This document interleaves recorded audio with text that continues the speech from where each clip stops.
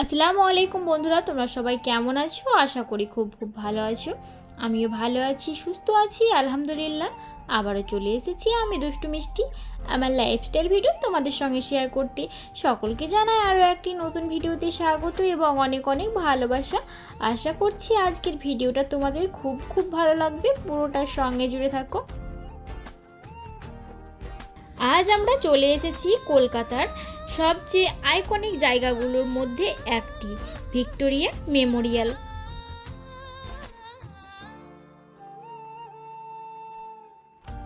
সাদা মার্বেলের এই অসাধারণ স্থাপত্যটি শুধু একটি বিল্ডিং নয়, এটি কলকাতার ইতিহাস, সংস্কৃতি আর ঐতিহ্যের প্রতীক। কলকাতা কেন্দ্রস্থল হুগলি নদীর তীরে অবস্থিত ভিক্টোরিয়া মেমোরিয়াল।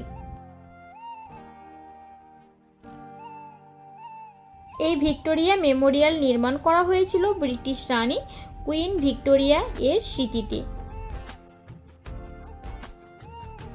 1906 সালে এর নির্মাণের কাজ শুরু হয় এবং 1921 সালে এটি সম্পূর্ণ হয়।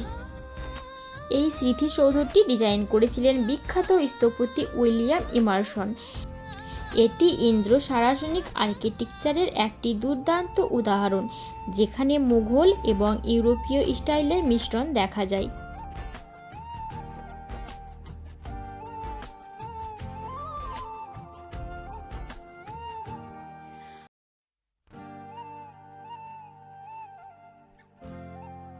পুরো ভিক্টোরিয়া মেমোরিয়াল তৈরি হয়েছে রাজস্থানের মার্কানা মার্বেল দিয়ে তৈরি, যে মার্বেল দিয়ে তাজমহলও তৈরি হয়েছে। এর কেন্দ্রে রয়েছে বিশাল একটি গম্বুজ, যার উপর বসানো আছে অ্যাঙ্গেল অফ ভিক্টোরি মূর্তি। এই মূর্তিটি বাতাসের সাথে ঘোরে, যা একে আরও আকর্ষণীয় করে তোলে।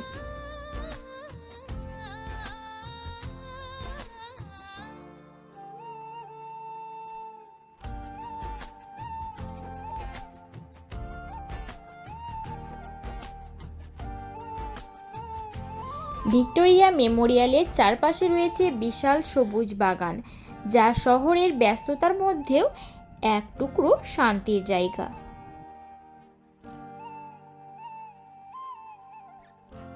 সকালবেলা হাঁটা, বিকেলের ফটোশ্যুট বা পরিবারের সঙ্গে সময় কাটানোর জন্য এটি একটি আদর্শ স্থান।